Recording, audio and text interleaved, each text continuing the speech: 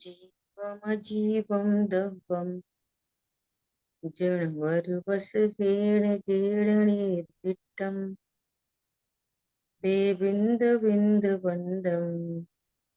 वन्दे तं सर्वदा शिरसा। द्रव्य संग्रह जी ग्रंथ गाथा नंबर 35। संवर तत्व स्वरूप आचार्य देव बता रहे हैं। व्रत समिति धर्म और अनुप्रेक्षा के माध्यम से, और अनुप्रेक्षाओं में भी अपनी चर्चा चल रही थी। निर्जरा अनुप्रेक्षा, और निर्जरा अनुप्रेक्षा में लास्ट में बात आई संवेग और वैराग्य किसे कहना, है ना। हाँ जी। आश्रभ, संवर और निर्जरा की चर्चा आचार्य देव ने एक जहाज के माध्यम से तीनों का स्वरूप कहा कि वो रत्नों से भरे हुए जहाज में छेद हो जाना सो आश्रव। और अपन ने छेद का अर्थ देखा था, आत्मा में विकार का उत्पन्न होना सो आश्रव। छेद का बंद हो जाना अर्थात विकार का रुक जाना सो संवर, है ना। और विकार का अभाव हो जाना सो निर्जरा, है ना, ऐसा। तो और निर्जरा का अगर अपन भाववाची अर्थ देखेंगे, दुखों का अभाव सो निर्जरा, है ना। संसार परिभ्रमण का अभाव होना सो निर्जरा है। ठीक है। तो कह रहे हैं कि जब निज परमात्मा के अनुभव के बल से निर्जरा के लिए दृष्ट, श्रुत, अनुभूत और भोगाकांक्षादि रूप विभाव परिणाम का परित्याग होता है, और उसके लिए विभाव परिणाम के त्याग के लिए संवेग और वैराग्य भावना उत्पन्न होती है ना। तो संवेग और वैराग्य, और वैराग्य क्या है, तो कह रहे हैं कि धर्म और धर्म के फल में हर्ष होना, ना। धर्म के फल में हर्ष होना, किसको हर्ष हो सकता है धर्म के फल में। कल अपन ने 2-3 एग्जाम्पल देखे थे कि जिसको धर्म क्या है अर्थात सच्ची समझ हुई। सच्ची समझ हुई, क्या सच्ची समझ हुई कि मैं भगवान आत्मा हूं, ऐसा जानने पर ही निर्जरा हो सकती है। मैं भगवान आत्मा हूं ऐसे निर्णय अनुभव से ही धर्म हो सकता है। और धर्म का फल सुख, शांति और अनंत आनंद है। जिसको ये सच्ची समझ होगी, तो जिसको सच्ची समझ हुई है उसी को हर्ष होगा इन इन कार्यों में। जिसको सच्ची समझ नहीं है वो रूढ़ी से करता रहेगा। रूढ़ी चलती रहेगी पूजा पाठ दया दान की, और समझता रहेगा हम भी धर्म करते, लेकिन हर्ष नहीं होगा। वो धर्म के फल को अपने अज्ञान से ढोता है। वो क्या बोला, ढोते हैं वे लोग। अब वो तो पूजा करनी है, अरे वो तो पाठ करना है, अरे वो तो ऐसा करना है। तो वो क्या करते हैं, धर्म के फल को हाँ, रूढ़ी से, चूंकि अंतरंग में क्लेश चल रहा है, आकुलता चल रही शांति तो हुई नहीं है ना। इसलिए वो होता तो है, दूसरी भाषा में बोलो करता तो है, लेकिन उसको संवेग नहीं होता। क्या बोला, है। संवेग उत्साह नहीं होता, उत्साह नहीं। उत्साह नहीं होता। सब कर रहे हैं देखा देखी तो हम भी कर रहे हैं, जैसे मजबूरी से। परिवार में, हाँ, एक व्यक्ति है, वो प्रसिद्ध है कि ये अच्छे काम करता है, ऐसे हो जाती है, कोई ज्ञानवान होता है, थोड़ा लौकिक में भी इंटेलिजेंसी जिसको होती है, तो उसको बहुत लोग फॉलो करते हैं। हाँ जी। वे कर रहे हैं तो हम भी कर लेते। समझ आई बात? लेकिन वो तो आनंद है, वो तो आनंदित है, और इनको धर्म, न धर्म पता है तो न धर्म का फल है, तो अंतरंग में क्लेश है, तो उनको संवेग नहीं होता। समझ आई बात? और जिनको धर्म का फल पता चला, मिल चुका है जिनको धर्म का फल, तो उनको ये वाली बात समझ में आ गई है कि शरीर और विषय भोग, ये दुख में ही निमित्त बन रहे थे, दुख के कारण नहीं, दुख में निमित्त बनते थे। ये तो कभी सुख के कारण हो नहीं सकते, इसलिए उधर की तरफ से उसको वैराग्य होता है। पॉइंट समझ में आया? हाँ। हम्म। देखो, वीतरागता में और वैराग्य में थोड़ा अंतर है। वीतरागता क्या चीज है? वीतरागता, राग आदि का अभाव हो गया, धर्म का फल प्रकट हो गया, आनंद प्रकट हो गया, वो तो है वीतरागता, है ना? अब साथ में जितना शेष राग है, उस राग को भी हे समझता है।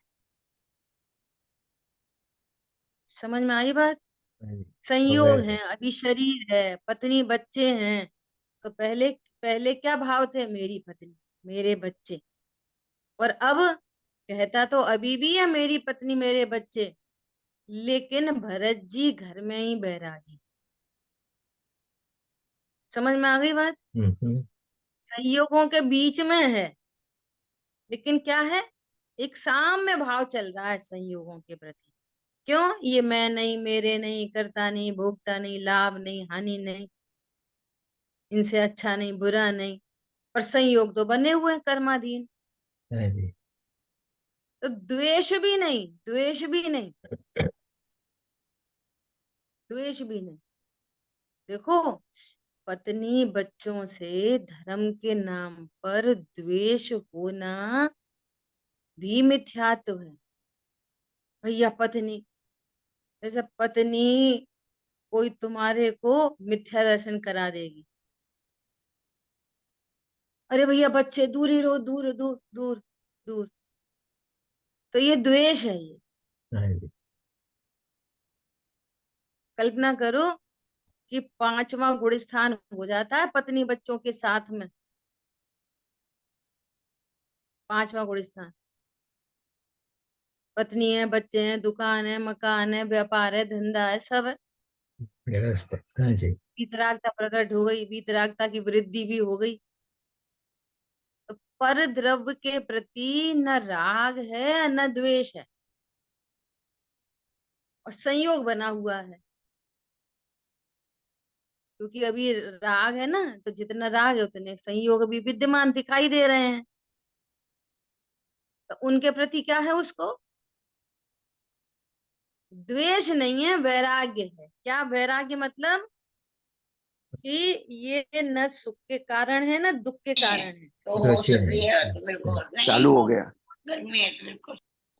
प्लीज उनको म्यूट। जीव ही देखता है, जीव। उनको उनको क्या देखता है? जीव है, ये सब जीव है। हाँ जी। ये वीतरागता और वैराग्य में अंतर समझ में आया? हाँ जी। जितना राग समाप्त हो गया, वो तो क्या है? वीतरागता। और अभी राग भी है, संयोग भी है, तो उत्पन्न होते हुए राग को भी हे जानता है, और जितने संयोग हैं उनमें भी एक साम्य भाव है, उसका नाम है वैराग। उनसे राग भी नहीं और द्वेष भी नहीं। और जब दूसरी कछार टूटेगी, तो वीतरागता की वृद्धि हो जाएगी।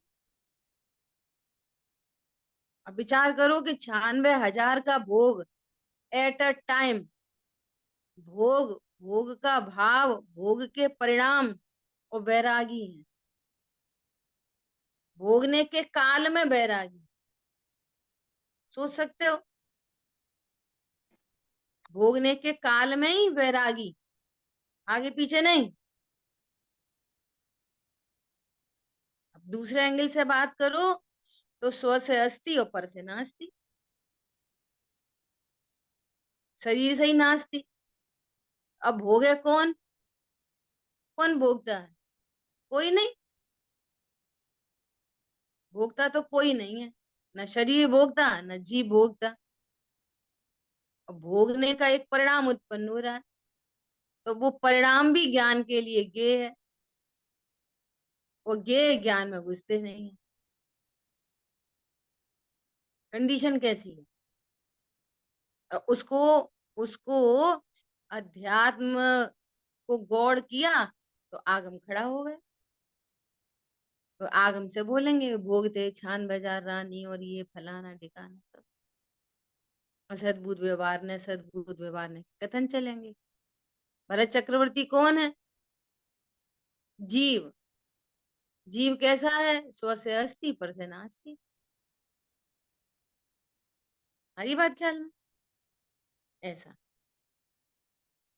सो कह रहे हैं संसार देह तथा भोगों में जो विरक्त भाव है, विरक्त भाव, विरक्त भाव मतलब द्वेष भाव नहीं, ओ भैया भैया देखो मत, छुओ मत, खाओ मत, चखो मत, इसका नाम विरक्ति नहीं है। मैं इंद्रियों से भोग सकता हूं, ये तो मिथ्यात्व है, और इंद्रिय के विषय बन रहे हैं, और मैं तो परमात्मा हूं, इसका नाम विरक्ति है। कि मैं भोग सकता नहीं, इसका नाम विरक्ति है। और फिर भी भोग की, चर्म चक्षु से भोग की क्रियाएं भी दिख रही हैं और भोगने के भाव भी दिख रहे हैं, और फिर भी ये पता है एक द्रव्य दूसरे द्रव्य को भोग सकता नहीं। कुछ अलग अलग सी बातें नहीं लगती, सामने सामने तो भोग रहे, सामने सामने तो खा रहे, और कह रहे कि हम खा नहीं रहे। खा रहे हैं, खा रहे हैं क्या, अरे शरीर की क्रिया हो रही है, उन दाल चावल रोटी सब्जी की क्रिया अलग हो रही है, वे सब उद्गल की क्रिया है, इधर शरीर की क्रिया है, वहीं पर एक भोग का भाव है, वहीं पर ज्ञान स्वभाव है, वहीं पर परमात्मा है। अब तुम बोलो कौन हो इनमें से, कौन हो इनमें से। वो करता नहीं मैं। अब अभी भी है ना, पूरी केमिस्ट्री समझ में नहीं आएगी तो फिर क्या बोलेंगे, ये बात तो सही है, शुद्ध खाओ और अपने को अभोक्ता जानो, तो वो चरणान योग भी तो है। फिर ऐसा थोड़ी कि अपन अपन भोगते नहीं तो अशुद्ध खाने लगो, अरे भोगते नहीं फिर अशुद्ध खाने लगो, तो भोगते नहीं तो शुद्ध ही खाओ तब तक। जब तक अनाहारी दशा प्रकट नहीं हो रही तब तक कैसा भोजन करना चाहिए बोलो, भोजन जब कर तक सकता अरंत नहीं नहीं। बन जाएंगे तब तक कैसा भोजन करना चाहिए, शुद्ध के अशुद्ध, नहीं, प्रीति। भोजन करता है नहीं। कर ही नहीं सकते। बोलो गजब हो गई, कैसा भोजन करना चाहिए बोलो, प्रीति से प्रश्न है। जब तक अनाहारी दशा प्रकट नहीं हो जाए, अनाहारी दशा कब प्रकट होती है, अनाहारी दशा कब प्रकट होती है, अर्यंत अवस्था में। मैं बहुत हमेशा ही बढ़िया, अनंत दशा में प्रकट मैं होती है। हाँ बोलो। मैं कुछ खा ही नहीं सकता, मेरा तो स्वरूप ही अनाहारी है। ऐसा, अब स्त्री का स्वरूप अनाहारी नहीं है, जीव हूं, जीव का स्वरूप अनाहारी है, हम्म, स्त्री का स्वरूप अनाहारी नहीं, पुरुष का स्वरूप अनाहारी नहीं, मैं जीव हूं, मेरा स्वरूप अनाहारी। समझ आई बात, ये तो इस प्रकार निर्जरा अनुप्रेक्षा पूर्ण हुई। ठीक है, निर्जरा अनुप्रेक्षा में भी क्या निकल के आएगी, वीतरागता। टॉपिक किसके अंदर चल रहा है, संवर तत्व के अंतर्गत ये पूरे टॉपिक चल रहे हैं, तो ये तो विशेष ध्यान रखना है। ठीक है, नहीं। अब लोक अनुप्रेक्षा का प्रतिपादन करते हैं। अब ये प्रतिपादन करते हैं तो इसको तो अपन पढ़ेंगे, परंतु वास्तव में इसको समझने के लिए तो ड्राइंग चाहिए, है ना। और लगभग लगभग थोड़ा बहुत तो सबको ज्ञात होगा ही। अब अपने पास यहाँ कोई वो नहीं है सिस्टम कि उसको लिख के दिखाया जाए, है ना। तो अभी समझने की कोशिश करेंगे, नहीं समझ में आए तो पूछना, और नहीं तो फिर अपन कल इंतजाम करेंगे, ठीक है। देखो, अब लोक अनुप्रेक्षा का प्रतिपादन करते हैं। वह इस प्रकार है। अनंतानंत आकाश के मध्य, बिल्कुल मध्य में, घनोदधि, घनवात और तनुवात नामक तीन वायुओं से वेष्टित, लिपटा हुआ, अनादि निधन, अकृत्रिम, निश्चल, असंख्यात प्रदेशी लोक है। ऐसा समझो कि इस विश्व में, विश्व भी बोलो तो विश्व भी अंदर अंदर आ जाएगा। अनंत अनंत अनंत अनंत आकाश, इस डायरेक्शन में जाओ आकाश आकाश आकाश द्रव, इस डायरेक्शन में जाओ आकाश द्रव, ऊपर नीचे चारों तरफ आकाश द्रव। उसका अंत कहाँ पर है? कोई अंत नहीं, कि कोई अंत अंत उसका नहीं। नहीं है, एंडलेस है। क्या पता कोई अंत होगा और भगवान देख नहीं पाए होंगे, क्यों? कि भगवान ने न न आदि देखी और न अंत देखा, इसलिए वे अनंत आकाश बता रहे, ठीक है। अब अनंत आकाश के एकदम मध्य में, ऐसा समझो कि जैसे ये कमरा है ना पूरा, अब तो दृष्टांत है, इसमें तो अंत भी, अंत तो है ही इसमें, सारे कॉर्नर कॉर्नर वहां से देखो दीवारें तो अंत है। अब समझने के लिए, जैसे एक कमरा है, ये है अनंत आकाश द्रव, और कमरे के सेंटर में एक फैन लटका हुआ है ना, फैन हम्म, एकदम सेंटर में, है ना। हाँ जी। तो वो तो हुक से लटका है, हुक से, हुक से, और ऊपर वाली दीवार पर लटका है। इसके मध्य में ले लो, बिल्कुल बीच में, हम्म, ऊपर से भी बिल्कुल टॉप में, दीवार पे नहीं, दीवार नहीं कहो उसको, क्या बोले, सीलिंग पे, सीलिंग पे नहीं, मध्य में, हम्म, मध्य में समझो से पंखा लटका हो, है ना। ऐसे अनंत आकाश के एकदम मध्य में लोकाकाश, क्या है? लोकाकाश। तो आकाश द्रव्य तो एक ही है, तो लोक के अंदर वाले को लोकाकाश कहते हो, बाहर वाले को अलोकाकाश कहते हैं। तो वो लोकाकाश भी तीन बहुत बड़ी बड़ी, वो क्या बह रही है, एयर, एयर बह रही है चारों तरफ, है ना। तो उन एयर का क्या नाम है? घनोदधि, घनवात और तनुवात। ये तनुवात बल है, सबसे ऊपर का है, ऊपर, सबसे ऊपर तनुवात बल है, बीच में घनवात बल है, और सबसे नीचे घनोदधि बात बल। चारों तरफ वो लोक आकाश के चारों तरफ ये तीन प्रकार की एयर बह रही हैं। और अगर बात की जाए कि ये लोकाकाश किसके आधार से है, ये तीन लोक किसके आधार से है, स्वयं के। तो ये तो निराधार है।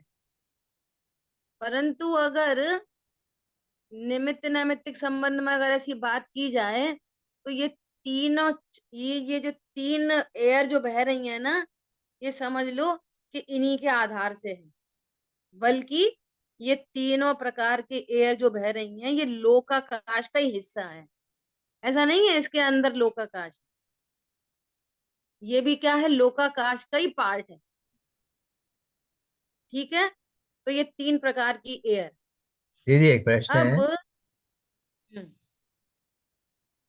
अगर मध्य, आकाश का मध्य देखे ना अपन, तो हर एक स्थान, आकाश का हर एक स्थान मध्य है, क्योंकि चारों तरफ हम्म। अनंत अनंत अनंत चल रहा है।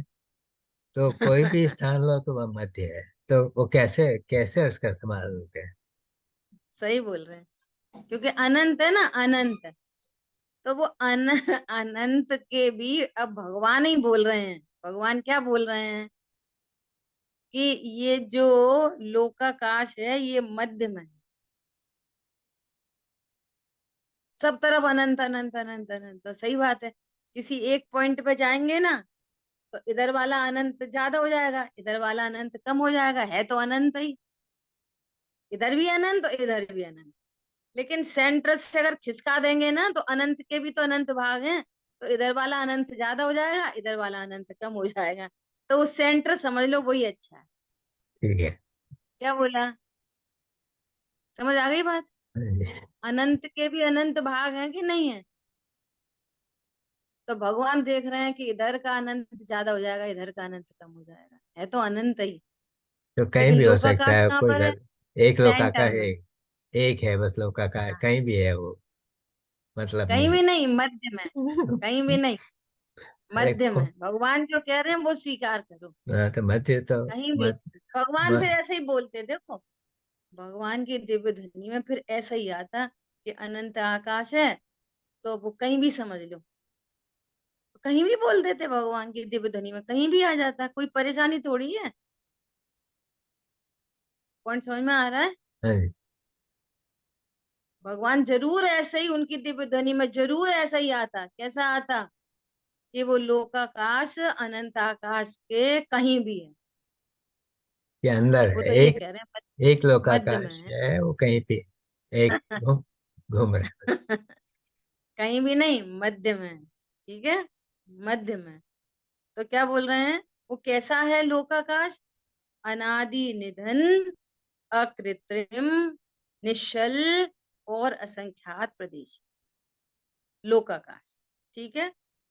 अब देखो, उसका आकार कहते हैं, लोकाकाश का आकार कहते हैं। अभी छह द्रव्यों की बात नहीं चल रही है, यहाँ लोक की बात चल रही है। ठीक है, ये वाली बात सही है कि अगर हम दृष्टांत से ऐसा समझने की कोशिश करें कि एक ट्रांसपेरेंट कांच का बहुत बड़ा मटका है, बहुत बड़ा कांच का मटका है ना। तो उसके अंदर सब जगह क्या है? आकाश आकाश आकाश आकाश आकाश, है ना। अब समझो कि उसमें पानी डाल भर दिया, तो पानी को समझ लो कि पानी भर से भर दिया, तो वो हो गया आकाश, लोकाकाश, है ना। और वो मटका भी बहुत बड़े समुद्र में डूबा हुआ है, ऐसा ले लो। बाहर में अनंत समुद्र और अंदर में मटके के अंदर पानी, वो लोकाकाश। और बाहर जो अनंत समुद्र है, सो बाहर अनंत अनंत आकाश तरफ, ऐसा समझ लो। ठीक है। अब उस मटके में हरा रंग डाला, तो उसके सर्वांग में ऊपर से नीचे तक एक ग्रीन कलर का क्या है? आकाश। धर्मास्तिका है। धर्मास्तिका है। वो कलरफुल नहीं है, अपन तो एक दृष्टांत से समझ रहे हैं कि धर्मास्तिका कैसे एग्जिस्ट कर रहा है। एक धर्मास्तिका है, उसी में लाल रंग डाल दिया, है ना। तो एक अधर्मास्तिका है। ठीक है। अब उसमें उसमें पूरा उसको किससे भर दिया? छोटे छोटे छोटे अपन ने मोती डाल दिए, रत्न डाल दिए। तो बिल्कुल रत्न राशि ऐसे ऐसे सेट हो गई, है ना। काला तो काला वो रंग। क्या हो गया? कालअणु, हम्म, असंख्यात कालअणु, एक एक प्रदेश पर एक एक कालअणु। क्या? ठीक है। अब उसमें डाल दी डस्ट, तो डस्ट सफ्लोट कर रही है, तो समझ लो वो डस्ट हो गए जीव द्रव्य, है ना। पूरे लोकाकाश में जीव द्रव्य। और उसमें कुछ और रेत डाल दो, रेत कुछ और दूसरी चीज डाल दो, तो ऐसे अजीब द्रव्य। और वे बार बार कंबाइन होते हैं, बिछुड़ जाते हैं, मिलते बिछुड़ते, मिलते बिछुड़ते, ऐसे अजीब द्रव्य। तो ऐसे ये लोकाकाश में समझ लो छह द्रव्य एग्जिस्ट कर रहे हैं। ठीक है। लो आकाश द्रव्य कितना है? एक। बाहर वाले को अलोकाकाश कहते हैं, अंदर वाले को लोकाकाश कहते हैं। आकाश द्रव्य एक ही है। हाँ जी, धर्मास्तिकाय कितने? एक। एक। अधर्मास्तिकाय कितना? एक। एक। आ कालअणु कितने? असंख्यात। एक प्रदेश पर एक रखा तो असंख्यात हो गए, है ना। जीव कितने? अनंत। अनंत अनंत, है ना। और पुद्गल कितने? नहीं, उससे अनंत भी अनंत। अनंत कितने? अनंत अनंत। उससे भी जितने जितने जीव राशि है बस उससे अनंत। अनंत गुने पुद्गल। ठीक है, ऐसी कंडीशन है। लेकिन यहाँ तो क्या विषय चल रहा है? लोक अनुप्रेक्षा। यहाँ लोक का स्वरूप कहा जा रहा है। लोक कैसा है? लोक, अब लोक के आकार की बात करते हैं। तो कह रहे दीदी, हैं आपने अभी जो कि घड़े का समझाया था ना एग्जाम्पल के लिए, उसमें डस्ट पार्टिकल को जीव लिया, तो पुद्गल परमाणु का मैं उस समय मेरा ध्यान नहीं था, मैं कुछ सोच रहा। पुद्गल के लिए क्या बताया? रेत रेत। ऐसा बुद्धिया रेत डाल दी, वे बार बार मिल रहे हैं बिछुड़ रहे हैं, मिल रहे हैं बिछुड़ रहे हैं, ऐसा अपन पुद्गल को समझने के तो लिए है उस बस। उसमें धूल थोड़ी है, समझने के रेत लिए ज्यादा है। तो धूल हो गए रेत ज्यादा है। अनंत, अनंत अनंत हो गए रेत। हाँ अच्छा, ये बोलिए। सब भाव में नहीं पकड़ में आ रहा था, इसलिए हाँ चलिए बहुत अच्छा। ठीक है।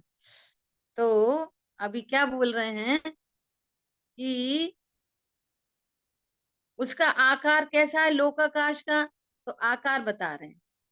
नीचा मुख करके रखे हुए आधे मृदंग मृदंग पर संपूर्ण मृदंग रखने रखने पर जैसा आकार होता है। ये क्या होगा? मृदंग होते हैं ना, ढोलक। हम्म। ढोलक होती है ना, हम्म। तो बीच में, साइड में दोनों ऐसे गोल गोल, हम्म। और बीच में ऐसे ऐसे हो जाती है। हम्म। ऐसा, ऐसे होती है ना, ऐसे ढोलक। हम्म। समझ में हाँ आ जी। रही है? बीच में थोड़ा ऐसा फैला हुआ, और फिर किनारे किनारे पर जाते हुए थोड़ा ऐसा। तो मृदंग, तो एक फुल मृदंग ऊपर और हाफ उसके नीचे। तो शेप कैसा बन गया? ऐसा, ऐसा और ऐसा। हम्म। लोक का नक्शा तो सभी ने देखा होगा। हाँ जी। तो एक फुल प्रशांत मृदंग और एक संस्थान। हाफ मृदंग। तो फुल मृदंग के नीचे हाफ मृदंग, आधी मृदंग रखी है, ऐसा उसका आकार है। अब दूसरा बुआ जी एग्जाम्पल डमरू, दे रहे हैं। जैसे डमरू होता है वो। डमरू ऑपोजिट हो गया। डमरू में इधर बड़े बड़े होते हैं और बीच में ऐसा जाके छोटा होता है। हम्म, डमरू का ऑपोजिट समझ लो, ढोलक समझ लो, ढोलक। जैसे ये समझो, ये है, ये है ना। तो बीच में ढोल, ये मृदंग होता है ना, जो उसका सेंटर हम्म। होगा, इससे इधर ज्यादा चौड़ा होगा और ऐसे पतला होगा, ऐसा। तो एक ऐसे, और एक इसका जस्ट हाफ, ऐसा। तो दूसरा एग्जांपल दे रहे हैं कि पैर, जैसे कोई पैर फैला के और अपनी कमर पे हाथ रख के कोई हाथ पुरुष रख के। खड़ा हो, तो फिर ऐसा शेप बन गया, ऐसा, हाँ। ऐसा, ऐसा शेप बन गया। ठीक है, ऐसा। और और कैसा है? अब देखो, मृदंग कैसी है? मृदंग तो चारों तरफ से गोल है, लेकिन ये लोकाकाश चारों तरफ से गोल नहीं है, चौकोर है। कैसा है? चौकोर। ठीक है। कल कल कोशिश करेंगे इसको दिखाने में, इतना अंतर है। और अथवा पैर चौड़े करके कटी पर हाथ रखकर खड़े हुए पुरुष का जैसा आकार है, वैसा लोक का आकार है। जी, अब सबने देखा है उसकी इसे। ही, हाँ, अब उसकी ही लंबाई, ऊंचाई, लंबाई, विस्तार का कथन करते हैं। तो ये जो लोकाकाश है, ये कैसा है? टॉप टू बॉटम 14 राजू का है, 14 राजू। ठीक है। और उत्तर से दक्षिण में, उत्तर से दक्षिण, top to bottom, top to bottom कितना? 14 राजू। और उत्तर से दक्षिण, दक्षिण कितना है? 1 राजू। और पूरब से पश्चिम, इस साइड से 3 डायमेंशनल है ना, हम्म। एक ऊंचाई, लंबा, पूरे टॉप टू बॉटम 14 राजू। और अगर ऐसा गहराई की बात करेंगे नॉर्थ से साउथ तो 1 राजू, और सॉरी 7 राजू। और अगर उसकी पूर्व से पश्चिम देखेंगे तो उसका डायमेंशन बदला हुआ है। नीचे 7 राजू, फिर मिडिल में आते आते 1 राजू, फिर इधर जाते जाते 5 राजू, फिर लास्ट में जाते जाते 1 राजू। ऐसा पूरब से पश्चिम को देखेंगे ना तो उसका डायमेंशन बदला हुआ है। लेकिन टॉप टू बॉटम बोलेंगे तो 14 राजू, 14 राजू। अधोलोक से लेके ऊर्ध्वलोक तक, तनुवात वलय तक कितना है? 14। 14 राजू। 14 राजू। और उसकी अंदर अंदर में डेप्थ कितनी है? 7 राजू, 7 राजू। और पूरब से पश्चिम की बात करेंगे तो सबसे नीचे क्या कितना हो गया? 7 राजू। 7 राजू से घटते घटते घटते घटते मध्य लोक तक आते आते 1 राजू। 1 राजू। फिर फिर ऊर्ध्व लोक की जाएंगे तो मिडिल तक जाते जाते 5 राजू। फिर वहां से घटते घटते लास्ट में 1 राजू। ठीक है, क्लियर है? देखो पढ़ते हैं। 14 राजू ऊंचा, उत्तर दक्षिण सब ओर, अंदर अंदर सब ओर कैसा? 7 राजू। और पूरब से पश्चिम में नीचे के भाग में 7 राजू। उस अधो भाग से चौड़ाई क्रम से घटते घटते जहां मध्य लोक है वहां 1 राजू चौड़ाई रहती है। और इसके पश्चात मध्य लोक से ऊपर क्रम से बढ़ती हुई ब्रह्मलोक के अंत में 7 राजू चौड़ाई हो जाती है। 5 और है। उसके पश्चात से घटते घटते लोक के अंत तक 1 राजू चौड़ाई रह जाती नहीं। है। ये चौड़ाई है। जैसे समझो ये डिब्बी है ना? ये पूरी कितनी है? 14 राजू। यहाँ से यहाँ तक 14 राजू।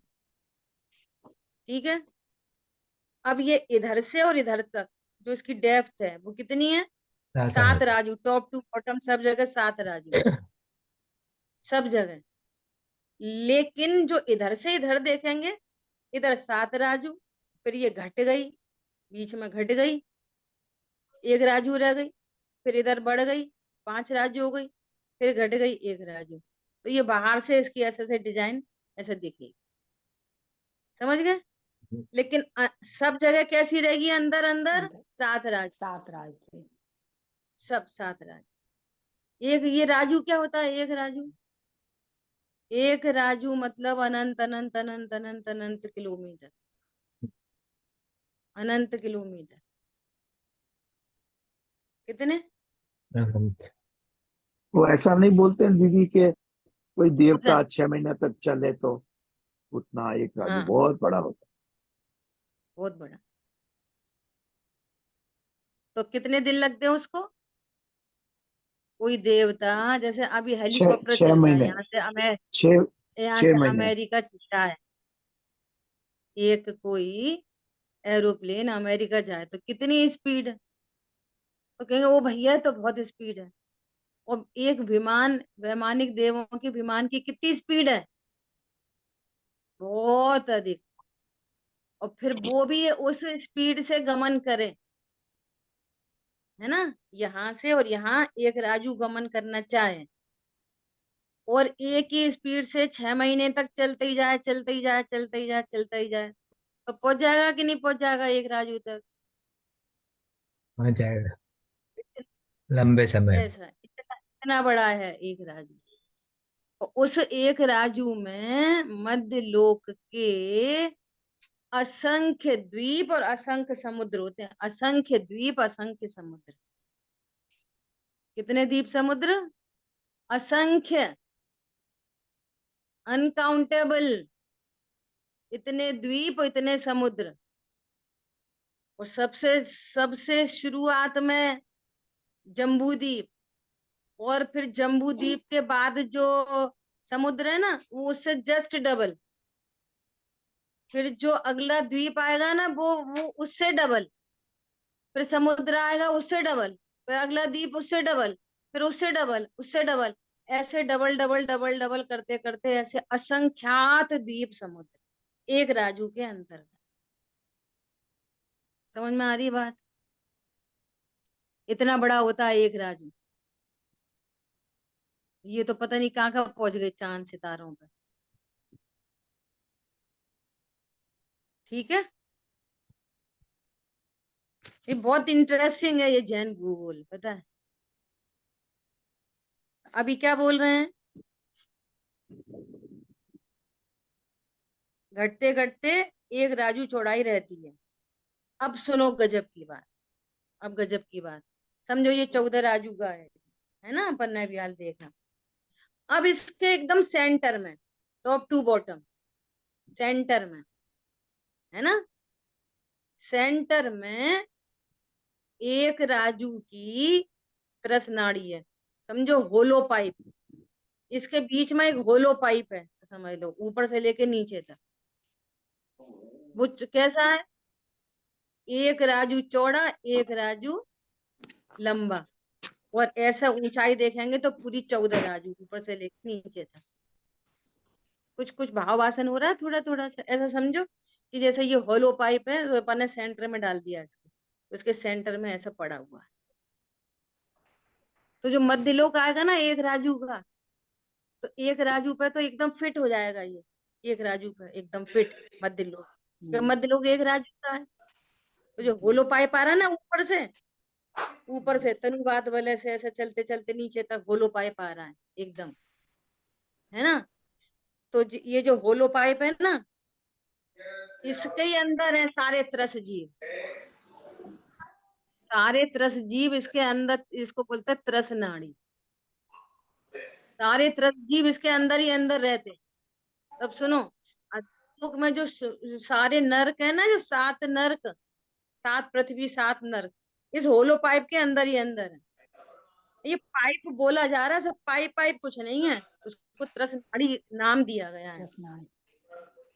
नहीं समझना कोई सीमेंटेड कोई होलो पाइप डला हुआ है, समझने के लिए। समझ आ गई बात? तो वो इसका नाम क्या है, त्रस नाड़ी। अर्थात इसके अंदर ही 2 इंद्री से लेके संगी पंचेंद्रिय जीव सब त्रस नाड़ी के अंदर अंदर रहते हैं। अपना फोन म्यूट कर लें सभी लोग, है ना, तो इसका ऐसा। मतलब ये हुआ कि तो जो नरक हैं तो वो सब एक राजू के ही हुए, एक राजू हाँ, जो इसमें एक हुए, राजू के है ना। अंदर अंदर एक अंदर राजू। अच्छा। लेकिन वो एक राजू की जो त्रसनाड़ी है वो नरक में कितनी है, 7 राजू ऊंची, हाँ हाँ 7 राजू ऊंची नरक में, 7 राजू हाँ ऊंची त्रसनाड़ी। ठीक। तो हाँ उसमें बीच बीच में डिवाइडेशन है, पहला हाँ नरक, दूसरा नरक, तीसरा नरक, चौथा नरक, पांचवा, छठवां, सात। फिर आ जाएगा मध्य लोक। तो हम्म मध्य लोक कहाँ तक है, कि जो जम्बू द्वीप में सुमेरु पर्वत है ना, सुमेरु पर्वत, हम्म हम्म ये समझो ये जम्बू द्वीप, और इसके ऊपर हम्म सुमेरु पर्वत। तो जो सुमेरु पर्वत हम्म का टॉप है ना, टॉप, इससे हम्म हेयर लाइन ऊपर, पर यहाँ से अधोलोक चालू हो जाता है। यहाँ से क्या चालू हो जाता, अधोलोक। तो उसके ऊपर ऊपर ऊपर अब, सॉरी सॉरी, ऊर्ध्वलोक। इसके ऊपर क्या हो जाएगा, ऊर्ध्वलोक। अब इस जम्बू द्वीप का के सेंटर में जो सुमेरु पर्वत है, उसके हेयर लाइन ऊपर से पहला स्वर्ग, दूसरा स्वर्ग, तीसरा, चौथा, 16 स्वर्ग, अनुत्तर, ग्रेवेक, ऐसे सब, सब इसके ऊपर ऊपर। समझ गए, वो कहाँ तक जाएंगे, मध्य लोक का ये सुमेरु पर्वत की हाइट को छोड़कर स्वर्ग लोक कितना है, ऊर्ध्व लोक इतना, 7, कुछ कम 7 राजू, 7 राजू नरक, बीच में मध्य लोक और ऊपर ऊर्ध्व लोक, ऐसे 3 लोक की रचना है। तो अब त्रस जीव तो त्रस नाड़ी में रहते, और एक इंद्री कहाँ रहते, एक एक इंद्री जीव त्रसनाड़ी के अंदर भी और त्रसनाड़ी के बाहर भी। सब पूरे 3 लोक में एक इंद्री जीव ठसाठस भरे पड़े हैं, सब जगह पे। तो त्रसनाड़ी के अंदर भी और त्रसनाड़ी के बाहर। समझ आ गई बात? इतनी है एक इंद्रिय जीव राशि, बुआ विचार जी, करो। मध्य पूरे मध्य लोकाकाश में। मध्य लोक के बीच में जम्बू द्वीप है, और उसमें सुमेरु पर्वत है उसके बीच में। ठीक है।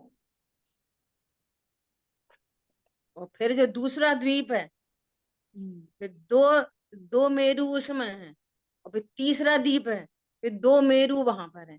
तो ऐसे और वो सब कितना है, 2.5 द्वीप के अंदर अंदर।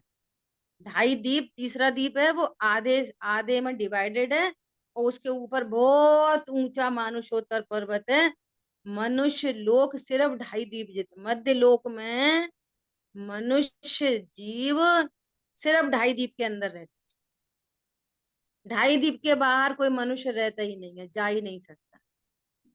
और उसके बाद बहुत सारे द्वीप समुद्र बहुत सारे हैं। तो वहां त्रिंच गति की जीव राशि है वहां पर। त्रिंच गति के जीव रहते हैं, लेकिन त्रस मनुष्य में लोग तो 2.5 द्वीप जितना है। ये ठीक त्रस है। जीव में 2 इंद्रिय जीव दिखाई देते हैं। हाँ, तो इंद्रिय जीव कुछ दिखाई देते हैं, कुछ नहीं दिखाई देते, हाँ, दोनों तरीके के होते हैं। है ना। तो ऐसा विदेश क्षेत्र कहाँ पर है फिर बुआ जी? विदेश क्षेत्र में भी तो सब अनंत विदेश अवस्था है, क्षेत्र, 2.5 हाँ द्वीप में ही है। विदेश क्षेत्र 2.5 द्वीप के अंदर ही अंदर 5 विदेश क्षेत्र। अच्छा, हर विदेश क्षेत्र का एक एक मेरू है। मध्य यहाँ पे जम्बू द्वीप में एक विदेश क्षेत्र, फिर दूसरे द्वीप में 2 विदेश क्षेत्र, फिर तीसरे द्वीप में 2 विदेश क्षेत्र। ये सारे मिला के 5 विदेश क्षेत्र होते हैं। और हर अच्छा, 2.5 विदेश द्वीप में क्षेत्र में 5 विदेश क्षेत्र हो गए। और 5 मेरू हैं। अच्छा, 5 मेरू। ठीक है। इसकी चर्चा तो बहुत है, 3 लोग की चर्चा तो बहुत है। ठीक है। अब देखो अपना विषय तो बहुत क्या चल रहा है अभी, अपनी अपनी बात क्या चल रही है, अनुप्रेक्षा। लोक लोक अनपेक्ष। अपने लोक के डिजाइन बताने की बात नहीं चल रही, हम्म, अपनी तो अनुप्रेक्षा चल रही है। अपन 3 लोक का जो स्वरूप जाने तो समर प्रकट हो जाएगा। नहीं होगा, ये अपन समर हर भान है। अनुप्रेक्षा में ये वाली बात लगा रहे हैं, समझना।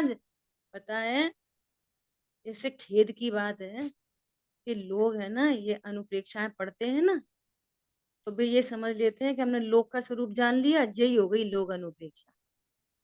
हमने ऐसे जान लिया ना, पूरी दुनिया में कोई नित्य नहीं है, सब अनित्य अनित्य अनित्य अनित्य हो गई, हो गई अनित्य अनुप्रेक्षा। और भगवान आत्मा तक पहुंचे ही नहीं, और संवर तो प्रकट होने की बात तो कहीं दूर दूर है। तो ये तो तुम्हारी आश्रव ही आश्रव हो रहा है, आश्रव अनुप्रेक्षा भी नहीं हो रही। है जी। आश्रव अनुप्रेक्षा भी संवर रूप है, संवर अनुप्रेक्षा भी संवर रूप है, अशुचि जाना जी। भावना भी संवर रूप है, और ये लोक अनुप्रेक्षा भी संवर रूप है। ये बहुत टेक्निकल बात है। बहुत सुंदर जी।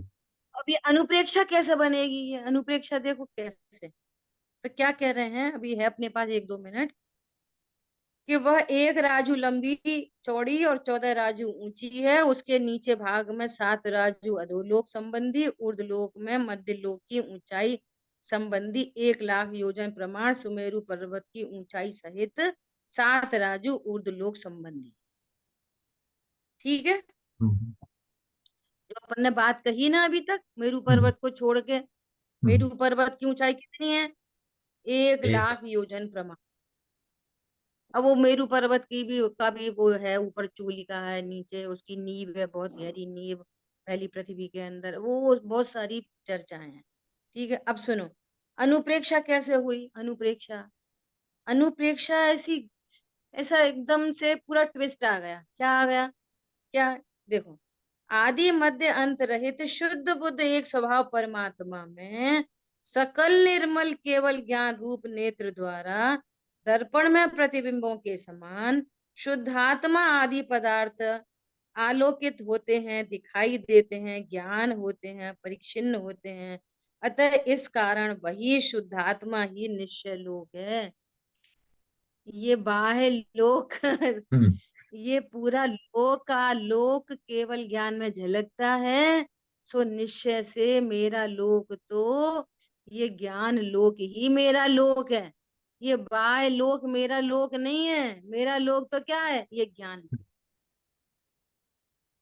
और ये पूरे लोक को किसने बताया?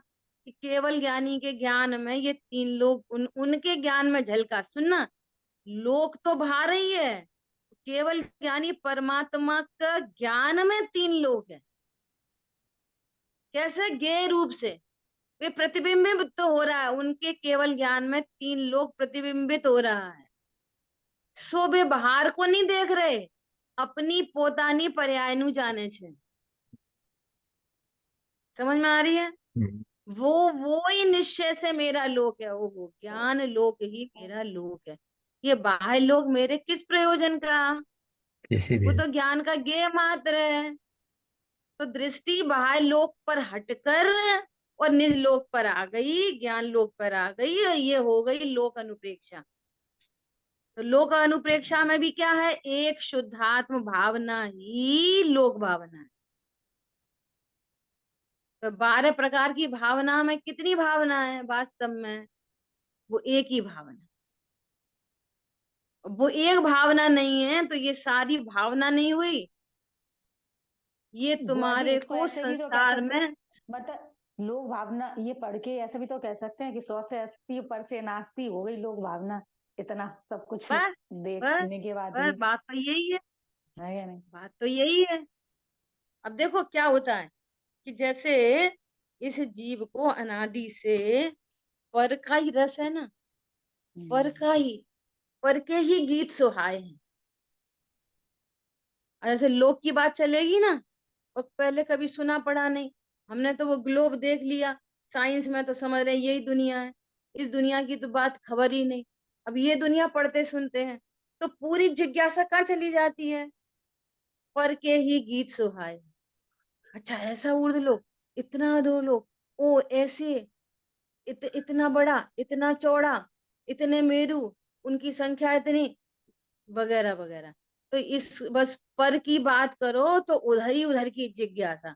तो लोक की जिज्ञासा में लोक अनुप्रेक्षा मर गई। बहुत बढ़िया। जिज्ञासा किसकी थी? जिज्ञासा किसकी? विशुद्धि लब्धि क्या है? निज स्वरूप को जानने की। ओहो, ऐसा लोकाकाश, ऐसा लोक अलोक केवल ज्ञान की एक पर्याय के कोने में पड़ा है। ऐसा लोक अलोक महिमा किसकी? ऐसे लोक अलोक को बताने वाले ज्ञान की महिमा है कि लोक अलोक की महिमा है? अगर ये बताते नहीं तो लोक अलोक को कौन जानता?